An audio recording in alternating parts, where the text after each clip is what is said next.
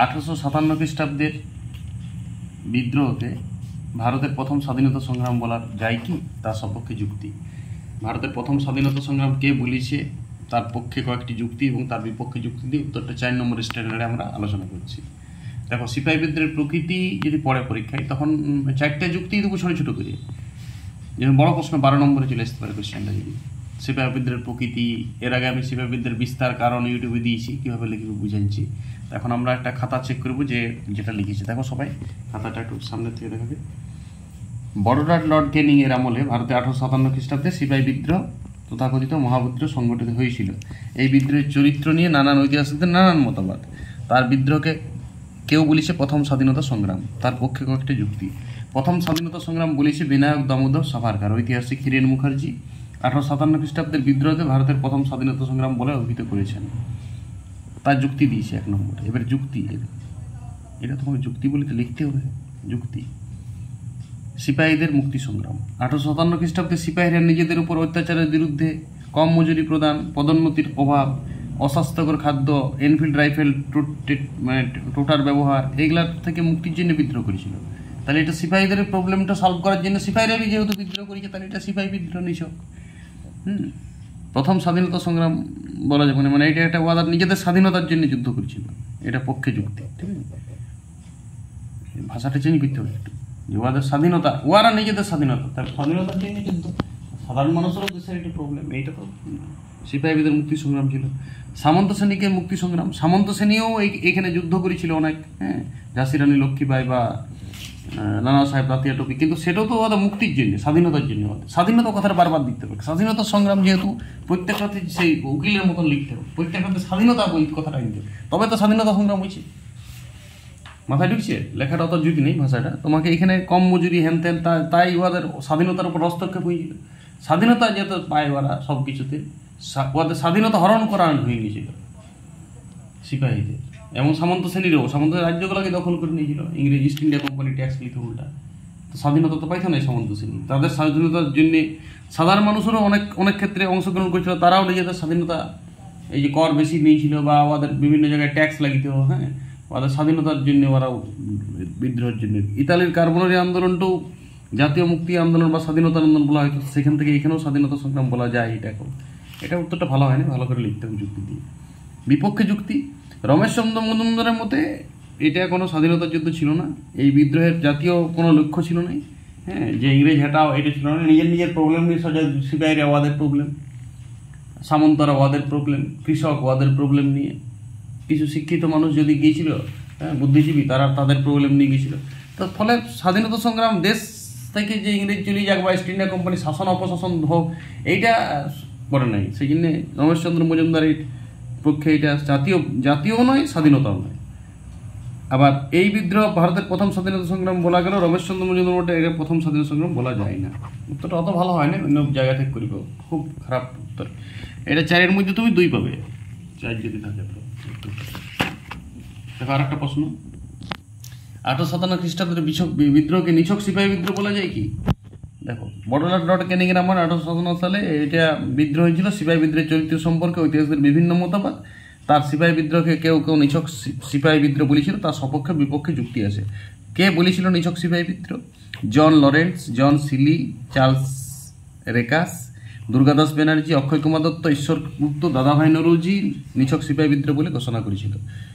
এবার দেখো, নিছক সিপাহী বিদ্রোহ বলার পক্ষে যুক্তি, এখানে লিখতে পক্ষে যুক্তি। বিদ্রোহের সূচনা, বিদ্রোহের সূচনা লিখছো কি তুমি? এটা কি লিখছো? সুরটা কই মিলল? নিছক সিপাহী বিদ্রোহ বলার যুক্তি, বিদ্রোহের সূচনাকালটা দেখো। সূচনাকালটা যেহেতু 29 মার্চ ব্যারাকপুর থেকে হয়েছিল, তাহলে সিপাহীদের প্রবলেম, সিপাহীরা প্রথম বিদ্রোহ করেছিল, তাহলে এখানে প্রথম এটাকে সিপাহী বিদ্রোহ বলা যেতে পারে, কারণ সিপাহীকে নিয়েই শুরু জিনিসটা। যুক্তিটা খুব সিরিয়াস নিতে হবে। এই যুক্তিটাকে তোমাকে সিপাহী বিদ্রোহের উপর যুক্তি দেবে, যেটা সিপাহী বিদ্রোহ।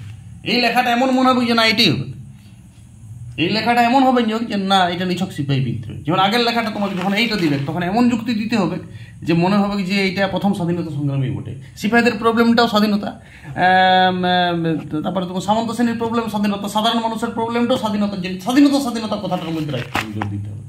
এইখানে ওই শুরুগুলো নাই, পয়েন্ট মারিছ, শুধু লেখাটা যে কী লিখছি বোঝাই যাচ্ছে না। মঙ্গল পাঠের সূচনা করেছি, এখানে সিপাহী বিদ্রোহ সূচনা লেখা হয়ে গেল। উত্তর তুমি লিখছো অন্য, তো উত্তর কি লিখছো? সিপাহী বিদ্রোহকে সিপাহী বিদ্রোহ বলা যায় কিনা, প্রত্যেকটা পয়েন্ট ওই সুরটা থাকবে। পক্ষে যুক্তি দিছো তুমি, বিদ্রোহের বিস্তার শুধুমাত্র সিপাহী বিদ্রোহ দ্বারা সূচনায় হয়েছিল না, তাহলে সিপাহী বিদ্রোহ যদি হয়েছিল না তাহলে তো এখানে পক্ষে যুক্তি কি রইল, তাহলে তো বিপক্ষেই হইল। বিদ্রোহ সেনাদের মধ্যে ছড়িয়ে পড়েছিল, তো সেনাদের মধ্যেই তো ছড়িয়েছিল, ব্যারাকপুরে ছড়িয়ে পড়েছিল, মিরাটে ছড়িয়ে পড়েছিল 10ই মে 1857 সালে। সিপাহীরা সেখানে দিল্লি গেছিল, তাহলে সিপাহীদের দ্বারাই বিস্তারটাও লাভ করেছিল। এখানে বলতে হবে বিস্তারটাও সিপাহীদের দ্বারা লাভ করেছিল বিভিন্ন জায়গায়, এবং সিপাহীর যে সুরটা সেইটাই সামন্ত শ্রেণীও পাইছিল। সিপাহী ওরাও সিপাহী দিয়েই বিদ্রোহটা করাইছিল, ফলে সিপাহী বিদ্রোহ এটা একদম পুরাপুরি। সামন্ত শ্রেণীও যে বিদ্রোহটা করেছিল তারাও মূলত সিপাহী সাহসটা নিয়েই করেছিল, ফলে এটা নিছক সিপাহী বিদ্রোহ। সিপাহীদের স্বার্থের উপরেই ওরা কম বেতন, অস্বাস্থ্যকর খাদ্য, পদোন্নতি এইগুলা, তাহলে সিপাহীদের প্রবলেমলাই মূল তাহলে এদের অসন্তোষ হয়েছিল এবং তারাই বিদ্রোহ করেছিল, ফলে সিপাহীদের এটা নিছক সিপাহীরাই বিদ্রোহটা করেছিল।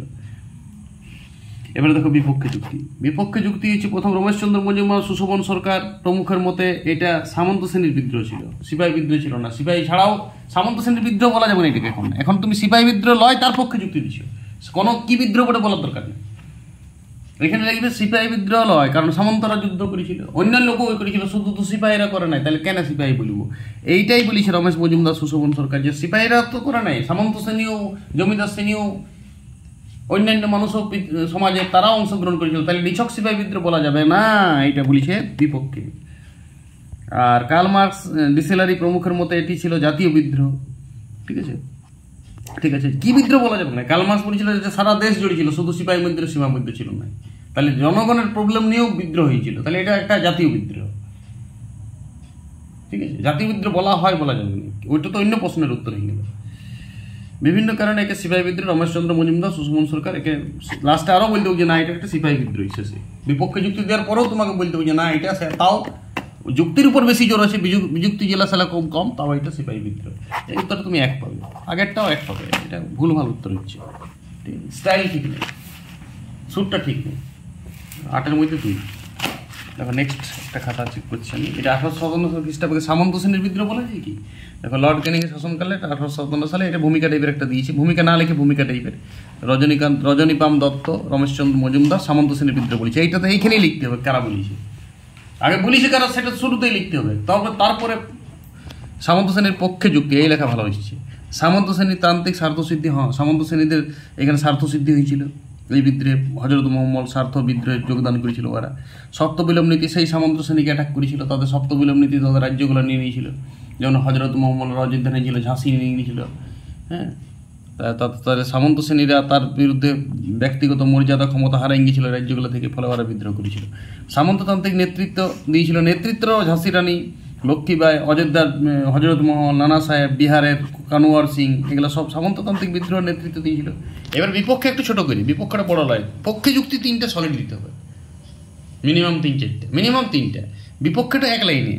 আলমিজ খালদুন, কার্ল মার্কস এছাড়াও এই বিদ্রোহকে সামন্ত শ্রেণীর বিদ্রোহ বলেছিল, তাহলে সামন্ত শ্রেণীর বিদ্রোহ বলে মেনে নেননি, বাস এইখানে এইটা মেনে নিলে কী বলেছে সেটা বলার দরকার নেই। বুঝছি, ওরা সামন্ত শ্রেণীর মধ্যে যে হয় গোটা ভারতবর্ষ জুড়ে হয়েছিল, সব মানুষ অংশগ্রহণ করেছিল, সামন্ত শ্রেণীর বলে মানিয়ে নেই। কী বলে দিল খচ করে এটা লেখো না, জাতীয় বিদ্রোহ বলে দিল, ওইখানে জাতীয় বিদ্রোহ প্রশ্নই নয়।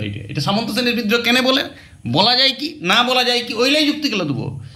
লেখা কিন্তু খুব কঠিন, বুঝতে পারছি, উত্তর লেখা আনখাই লিখলে হবে না, শুধু এই বিদ্রোহ সামন্ত শ্রেণীর লোকেরাই নয়, বড় মাপের কৃষকরাও বিদ্রোহ করেছিল, তাই একে বলা যায় না। যেহেতু কৃষকরাও যোগদান করেছিল, জমিদার শ্রেণী যোগদান করেছিল, সিপাহীরা যোগদান করেছিল, তাই শুধু সামন্ত শ্রেণীর বিদ্রোহ বলা যুক্তিযোগ্য লয়। এইটা আমি 3.5 দেবো, 4 দিতে পারি। ভালো উত্তর হয়েছে, সঠিক উত্তর। ওই উত্তরটা ভুল ভালো। এটাকে জাতীয় বিদ্রোহ বলা যায় কি? দেখো লর্ড ক্যানিংয়ের শাসনকালে 1857 খ্রিস্টাব্দে ঐতিহাসিকদের মত হয়েছিল, কেউ একে জাতীয় বিদ্রোহ বলি। শুরুতেই পয়েন্টে যেতে হবে, জাতীয় বিদ্রোহ বলা যায়। কে বলেছে জাতীয় বিদ্রোহ? জন কে, কার্ল মার্কস, মেলসন এই বিদ্রোহকে জাতীয় বিদ্রোহ বলেছে। এবারে পক্ষে যুক্তি, এখানে পয়েন্ট দিতে হবে, পক্ষে আগেবারে যেমন দিয়েছিল যুক্তি, এই পয়েন্টটা খুব ইম্পর্টেন্ট। তাদের পক্ষে যুক্তি, হঠাৎ বিস্তার, তার মানে কিন্তু সিপাহী বিদ্রোহের বিস্তার লিখছে নাকি? পক্ষে যুক্তি দিচ্ছ জাতীয় বিদ্রোহ বলা, পয়েন্ট করতে তোমাকে। এই বিস্তার পয়েন্টটা কোনো লয়, পক্ষে যুক্তির 1 নম্বর হচ্ছে বিস্তার। দেখো বিস্তারটা গোটা ভারতবর্ষের ম্যাপটাতে ছড়িয়ে গিয়েছিল, অনেক রাজ্যে ছড়িয়ে গিয়েছিল, কানপুর, লখনৌ, ঝাঁসি, দিল্লি, বিহার, অযোধ্যা তো উত্তরপ্রদেশ লিখলে হবে, মধ্যপ্রদেশ, হ্যাঁ, আসামেও ছড়াই পড়েছিল, তাই জন্য এই বিদ্রোহটাকে আমি জাতীয় বিদ্রোহ বলা যায়। ভারতবর্ষের আপামোট মেন জায়গায় ছড়াই গিয়েছিল। তাহলে জাতীয় শুধুমাত্র একটা বিশেষ অঞ্চল হয় নাই যে সন্ন্যাসী ফকির বা নির্বিদ্রোহ বা কোল বিদ্রোহ, এগুলো তো নিছক জায়গায় হয়েছিল, এটা জাতীয় ছিল না। বিদ্রোহ তো আগেও হয়েছে অনেক, কিন্তু এইটা জাতীয়। অনেক রাজ্যে ছড়িয়ে গিয়েছিল একই সময়ে, টাইমিংটাও একই ছিল, লক্ষ্যগুলো একই ছিল।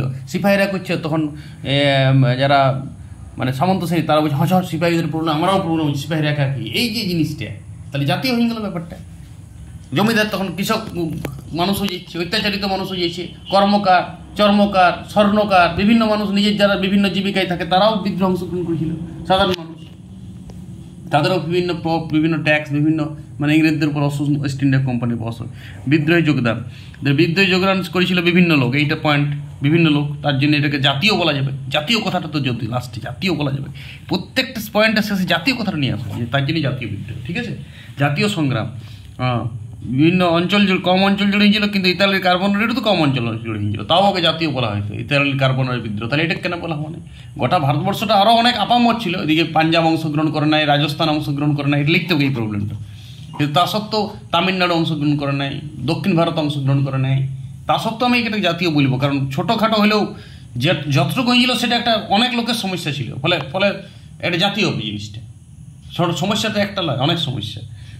বিপক্ষে রমেশচন্দ্র মজুমদার 1857 সালে এই বিদ্রোহকে প্রথম স্বাধীনতা যুদ্ধ বলা যায় না বলেছিল। জাতীয়বাদী চেতনার অভাব, কারণ জাতীয়বাদী চেতনার অভাব ছিল, এইটা বলা যায় না কেন, তার পয়েন্ট এইটা। বিপক্ষে যুক্তির এইটা পয়েন্ট, বুঝতেছ? কে বলিস বলা যায় না, তারা এইটা লিখে শুরুতে, যেমন কে বলিসে বলা যায় সেটা লিখে দিলে, তার পক্ষে যুক্তি 3টা দিলে। কে বলিসে বলা যায় না আগেই বলে দিলে, তার পক্ষে যদি পারো তো যুক্তি একটা দিবে, নাহলে ভাষা দিয়ে লিখে দিবে। এইখানে বিপক্ষে যুক্তি পয়েন্ট না দিলে চলবে।